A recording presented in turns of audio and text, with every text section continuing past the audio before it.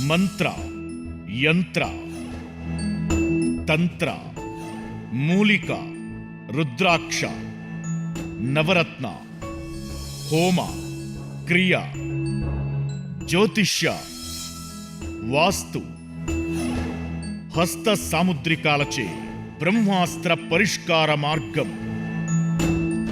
శ్రేయం గురుదత్త. ఆత్మీయులందరికీ స్వాగతం. ఒక ఉన్నతమైనటువంటి స్థాయికి ఎదగాలి అని అనుకునేటువంటి వారి కోసము, ఎవరైతే జ్ఞానవంతులు ఉంటారో, విజ్ఞానవంతులు ఉంటారో, దీనికి చదువుతో సంబంధం లేదు నాని, జ్ఞానంతో సంబంధము.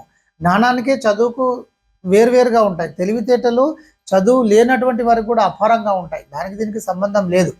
అయితే తెలివితేటలకు చదువు కనుక యాడ్ అయినట్టయితే ఇంకా అద్భుతమైనటువంటి స్థాయిలో ముందుకు వెళ్ళడం అనేటువంటిది జరుగుతూ ఉంటుంది. ఎవరైనా సరే ఎదగాలి అని అనుకునేటువంటి వారి కోసము, ఒక గొప్ప స్థితికి చేరుకోవాలి అని అనుకునేటువంటి వారి కోసం మాత్రమే ఈ వీడియో. మనకు రెండు రకాలైనటువంటి శక్తులు ఉంటాయి. ఒకటి లోపల ఉంటుంది, రెండవది బయట ఉంటుంది. బయట ఉండేటువంటి శక్తిని మనము ఉపయోగించుకుంటూ, అంటే ప్రకృతిలో ఉండే నిగూఢమైనటువంటి శక్తిని మనము ఉపయోగించుకుంటూ ముందుకు వెళ్ళేటువంటి ఒక విధానం ఉంటుంది. ఇప్పుడు భారలోహాలు ఉంటాయి. అంటే ఫండమెంటల్ ఎలిమెంట్స్లో ఈ వెయిట్ ఎక్కువగా ఉండేటువంటి లోహాలు ఉంటాయి. అవి కూడా అణువులే. అయితే వాటిలో అపారమైనటువంటి ఎనర్జీ ఉంటుంది. అయితే ప్రతి అణువులోనూ అనంతమైనటువంటి ఎనర్జీ ఉంటుంది. అయితే కొన్ని లోహాలలో ఉండేటువంటి అణువుల యొక్క ఎనర్జీని మనం కొంత ప్రయత్నపూర్వకంగా చాలా సులభంగా బయటకు తీసుకొని రావడం అనేటువంటిది జరుగుతుంది. రేడియో ధార్మిక పదార్థాలు అనేటువంటివి కొన్ని ఉంటాయి. వీటిని ఏం చేస్తున్నాము అంటే, వాటిలో ఉండేటువంటి అంతర్గతంగా ఉండేటువంటి అపారమైనటువంటి శక్తిని వెలికితీసి మనము ఎలక్ట్రిసిటీకి ఉపయోగించుకుంటున్నాము. అలాగే ఆటం బాంబులో కూడా మనం ఉపయోగించుకుంటున్నాము. రేడియో ధార్మిక పదార్థాలు అంటారు. ఇలా సృష్టిలో అనేకమైనటువంటి పదార్థాలు ఉన్నాయి. వాటిలో ఉండేటువంటి వాటిని మనం ఉపయోగించుకోవడం అనేటువంటిది జరుగుతుంది. అనేక రకాలైనటువంటి ఔషధాలు ఉన్నాయి. వాటిని మనం ఉపయోగించుకుంటున్నాము. ఫండమెంటల్ ఎలిమెంట్స్, మూలకాలు అంటారు. వాటిలో ఉండేటువంటి విశిష్టతను మనం ఉపయోగించుకోవడం అనేటువంటిది జరుగుతుంది.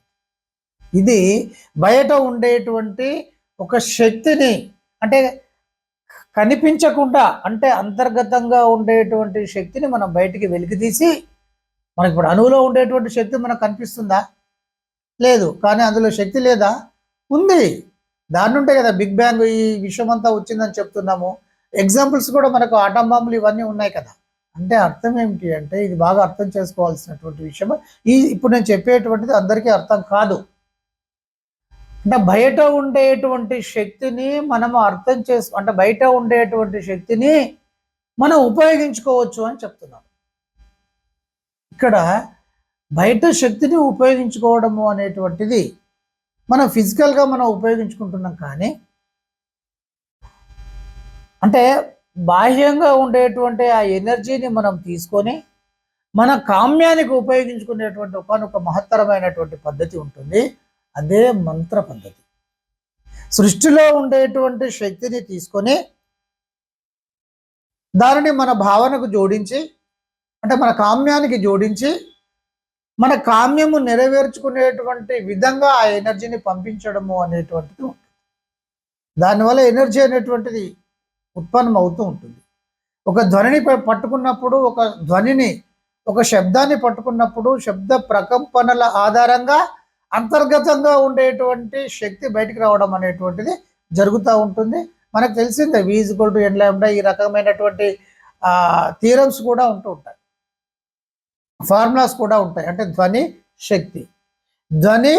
శక్తి చాప్టర్సే ఉంటాయి.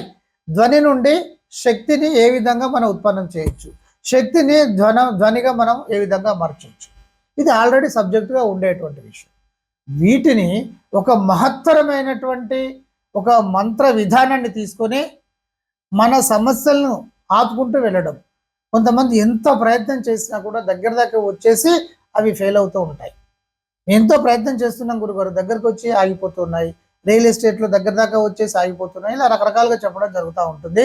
అంటే ఇక్కడ ఏమిటి అంటే, మన శక్తిని విపరీతంగా ఉపయోగించుకుంటూ ముందుకు వెళ్ళినప్పటికీ కూడా ఏదో ఒకటి ఆపడం అనేటువంటిది జరుగుతూ ఉంటుంది. అది మనకు కంటికి కనిపించదు. ఆ కనిపించని దానిని సృష్టిలో ఉండేటువంటి ఎనర్జీని మనం తీసుకుంటూ శక్తివంతంగా దానిని ఉపయోగించడం ఒక మహత్తరమైనటువంటి పద్ధతి. అయితే దీనికి ఆ శక్తిని ఉపయోగించుకోవాలి అని అనుకున్నప్పుడు ఇప్పుడు ఆటం బాంబు ఉంటుంది, లక్ష్మీ బాంబు ఉంటుంది, చిన్న చిన్న AK-47s ఉంటాయి, ఇలా రకరకాలుగా ఉంటాయి. అంటే ఒక మహత్తరంగా శక్తిని మనం తీసుకొని పంపించేటువంటి మహత్తరమైనటువంటి మహాశక్తివంతమైనటువంటి మంత్రాన్ని పట్టుకున్నప్పుడు మాత్రమే ఇది సాధ్యమవుతుంది. ఇది గుర్తుపెట్టుకోండి. ఏదో ఒక మంత్రం చేసుకుంటున్నాను గురువుగారు అంటే అది మంత్రం అవుతుంది, కానీ మహత్తరమైన మహాశక్తివంతమైనటువంటి మంత్రం కాజాలదు, గుర్తుపెట్టుకోండి. ఇక రెండవది, దేనితో సంబంధం లేకుండా మీలో ఉండేటువంటి నిక్షిప్తమైనటువంటి శక్తిని మీరు పైకి చైతన్యం చేస్తూ పైకి లేపుతూ మీరు ఆ చైతన్యవంతమైనటువంటి శక్తిని మీ కార్యక్రమాల వైపు తీసుకువెళ్ళడం అనేటువంటిది అది 200% భావన శక్తికి సంబంధించింది, మీ కామ్య శక్తికి సంబంధించింది, మీలో ఉండేటువంటి తెలివితేటలకు సంబంధించింది, ఇలా ఎన్నో ఉంటాయి. అయితే ఎంత తెలివితేటలు ఉపయోగించుకున్నా కూడా కొంతవరకు ముందుకు వెళ్తామో, ఒకరు జీరో నుండి కొంతవరకు వచ్చి ఆగిపోతూ ఉంటారు. కానీ ముఖేష్ అంబానీ లాంటి వ్యక్తులు జీరో నుండి 1,00,000 కోట్లు ఒక జీవిత కాలంలోనే సంపాదించి చూపించారు. జీరో అంటే ఇక్కడ అర్థము కొంత సంపాదించి ఉన్న వ్యక్తి కాదు, అసలు ఏమీ లేని ఒక పెట్రోల్ బంకులలో పనిచేసినటువంటి ఒక వ్యక్తి తన జీవిత కాలంలో 1,00,000 కోట్లు సంపాదించి చూపించాడు భారతదేశంలో. దీన్ని బట్టిగా మీరు అర్థం చేసుకోండి. అంటే మనలో ఉండే అంతర్గతంగా ఉండేటువంటి శక్తిని దఫాలుగా అనేకమైనటువంటి పద్ధతుల ద్వారా ఆ చైతన్య శక్తిని బయటికి తీసి మేనిఫెస్టేషన్ వైపుగా, నిర్మాణం వైపుగా పంపించడం అనేటువంటిది ఒక అద్భుతమైనటువంటి ఒక ఫార్ములాగా ఉంటుంది. అంటే కొంతమంది చెప్తా ఉంటారు, వాళ్ళని చూస్తే సరే జనాలు అలా తీసుకువెళ్తున్నారు, జనాలు కూడా అలాగే ఉన్నారు కాబట్టి వెళ్తూ ఉంటారు. అనుకుంటూ కూర్చుంటే మీకు లక్షలు వస్తాయి, కోట్లు వస్తాయి, మీరు అనుకోండి అంతే. మీరు అనుకుంటూ కూర్చోండి. నిర్మాణం లేదు, ఏది కూడా రాదు బిడ్డ. మరి నేను ఒక సందర్భంలో ఒక వీడియోలో చెప్పాను, నేను సరే అనుకుంటూ మీరు కూర్చోండి, అందరినీ కూర్చుండబెట్టేసేసి మీరు కూడా అనుకుంటూ కూర్చోండి. మీ సమయం 21 రోజు తీసుకుంటారా, 41 రోజు మీ ఇష్టము. 3 నెలల 6 నెలలు మీరు ఉపయోగిస్తారా? అందరినీ కూర్చుండబెట్టి ప్రతిరోజు అనుకుంటూ కూర్చోండి, మీకు డబ్బులు వస్తాయి, విశ్వం అక్కడ నుండి కుమ్మరిస్తుంది, మీరు పక్క వాళ్ళకు కూడా ఇస్తుంది, అందరు హ్యాపీగా వెళ్ళిపోతూ ఉంటారు. వారికి అందరికీ క్లాసులు అని చెప్పేసి కూర్చుండబెట్టి వారి దగ్గర నుండి డబ్బులు తీసుకోవాల్సినటువంటి అవసరం ఎందుకు ఏర్పడుతుంది?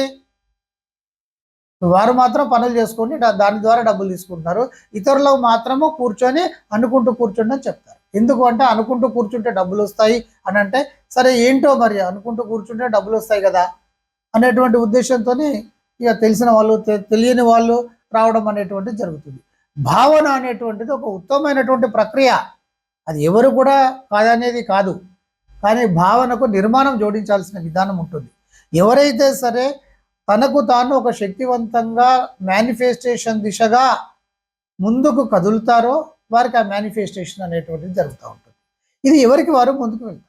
అయితే వీరికి కొన్ని అడ్డంకులు ఉంటాయి. ఇక్కడ ఎలా ఉంటుంది అంటే, మీరు ముందుకు వెళ్తున్నారు, అనేక అనుకోని సమస్యలు ఎదురవుతూ ఉంటాయి, కుటుంబంలో సమస్యలు ఎదురవుతూ ఉంటాయి, లేకపోతే వారికి యాక్సిడెంట్లు కావచ్చు, ఇంకా ఇతరత్ర సడన్గా ఏదైనా డిసీజ్ రావచ్చు, ఇలా అనేకమైనటువంటి ఇబ్బందులు ఎదుర్కోవడం అనేటువంటిది జరుగుతూ ఉంటుంది. ఇది వీరికి సంబంధం కాదు. అది యాక్సిడెంట్ అనేటువంటిది వీరి చేతిలో ఏముంది? వీరు జాగ్రత్తగా ఉండగలుగుతారు, జాగ్రత్తగా డ్రైవ్ చేయగలుగుతారు. ఎదుటి వ్యక్తులను వీరు కంట్రోల్ చేయలేరు కదా, మరి ఎవరు కంట్రోల్ చేస్తారు? అందుకే ఒక 2 శక్తులను పట్టుకోవాలి. ఈ 2 శక్తులను ఎవరైతే పట్టుకుంటారో వారికి నల్లేరు పైన వారి యొక్క జీవితము నల్లేరు పైన నడకలాగా జరిగిపోతూ ఉంటుంది. ఒకటి, తన శక్తిని తను పెంచుకుంటూ ముందుకు వెళ్ళాలి, అప్డేట్ అవుతూ ముందుకు వెళ్ళాల్సిందే, తన శక్తిని పట్టుకోవాల్సిందే. 2, మంత్రశక్తి అంటే ఏమో కాదు, సృష్టిలో ఉండేటువంటి శక్తిని మనం తీసుకొని మనకు కనిపించకుండా ఆపేటువంటి ప్రయత్నాలు, కుట్రలు, కుతంత్రాలు, శత్రువులు ఇవి ఏవైతే జరుగుతున్నాయో వాటి వైపు సంధిస్తూ వాటిని తుత్తునీలు చేసుకుంటూ, అంటే 200% సృష్టి లేదు అని మనం చెప్పడానికి వీల్లేదుగా.